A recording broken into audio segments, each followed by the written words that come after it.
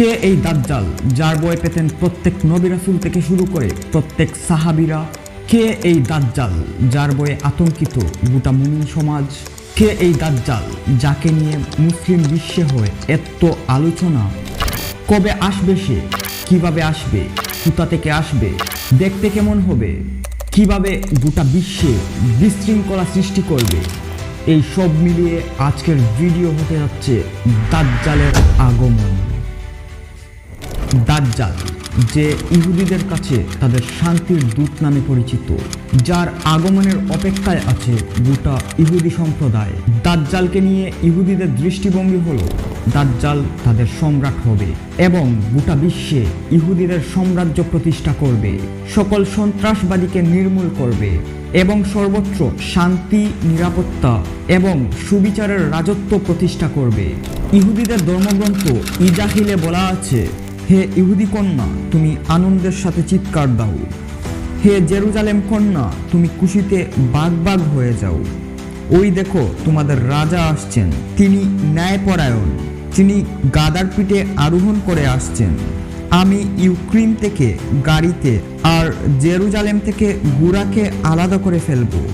যুদ্ধের পালক উপড়ে ফেলা হবে, তার শাসন সমুদ্র থেকে জমিন পর্যন্ত বিস্তৃত হবে।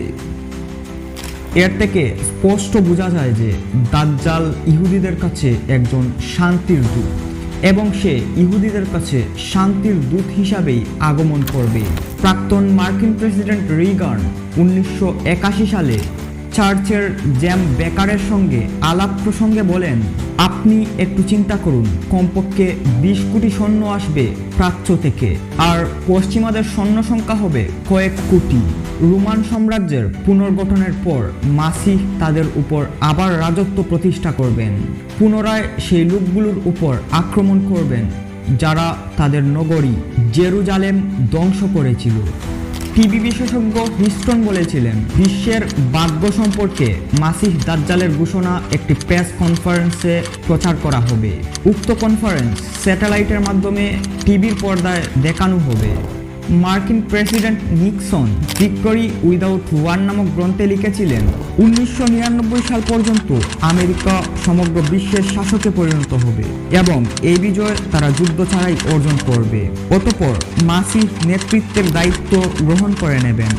যেন উল্লেখিত সন পর্যন্ত মাসির সকল আয়োজন সম্পন্ন করা হয়ে যায়, আর আমেরিকার দায়িত্ব এসব ব্যবস্থাপনাকে সম্পন্ন করা পর্যন্ত। তারপর মাসিহ রাজ্য পরিচালনা করবেন। এখানে বলে রাখা ভালো, ইহুদিরা যেটিকে দাজ্জালের ভবিষ্যৎবাণী হিসাবে আখ্যায়িত করে, মূলত সেই ভবিষ্যৎবাণীগুলো হযরত ঈসা আলাইহিস সালামের নামে বাইবেল এবং আল কুরআনে উল্লেখ করা আছে, যা ইহুদিরা দাজ্জালের আগমন সম্পর্কে ভবিষ্যৎবাণী হিসাবে প্রমাণ করতে চায়। এক্ষেত্রে তারা খ্রিস্টানদের এই বলে ধোঁকা দিচ্ছে যে, তোমরা যেই মাসির অপেক্ষা করছো, আমরা ঠিক সেই মাসিরই অপেক্ষা করছি। মুসলমানরা মাসির বিরোধী, অথচ বাস্তবতা এর পুরোপুরি উল্টো।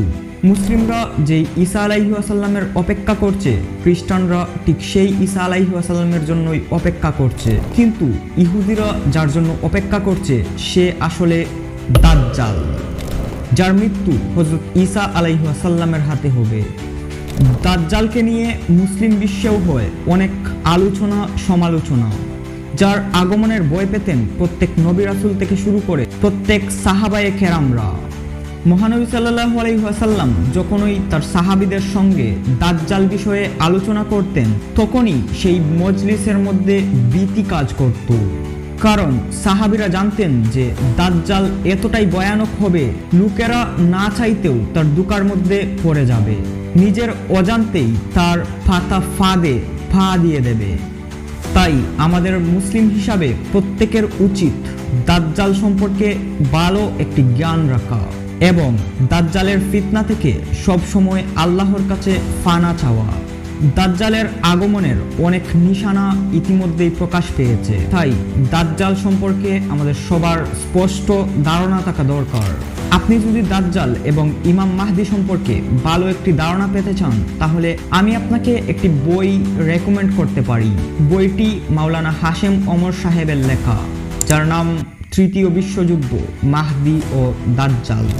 মুসলিমদের গড়গুলো এক একটা ইসলামের দুর্গ, যেখানে কঠিন থেকে কঠিনতম সময় পর্যন্ত ইসলামিক সংস্কৃতি ও সভ্যতা সুরক্ষিত ছিল। যদি খেলাফতে উসমানিয়ার সময় থেকে এখন পর্যন্ত আপনি ইতিহাস অধ্যয়ন করেন, তাহলে আপনি স্পষ্ট বুঝতে পারবেন ইসলামের জন্য গড়ের মা বোন এরা ঠিক কতটা গুরুত্বপূর্ণ। তারা কিভাবে কঠিন থেকে কঠিন সময় পর্যন্ত তাদের সন্তানদের ইসলামিক শিক্ষায় শিক্ষিত করে রেখেছিলেন। তাই বাড়িতে থাকা প্রত্যেক মায়েদের কাছে, প্রত্যেক বোনেদের কাছে আমার অনুরোধ, আপনার সন্তানকে, আপনার নাতি নাতনি, ভাই বোন যাই হোক, তাকে দাজ্জাল সম্পর্কে অন্তত ভালো একটি ধারণা দিয়ে রাখবেন। আল্লাহ তাআলা আমাদের সবাইকে নিজ নিজ দায়িত্ব পালনের মাধ্যমে দাজ্জালের মহাফিতনা থেকে বাঁচিয়ে রাখুন।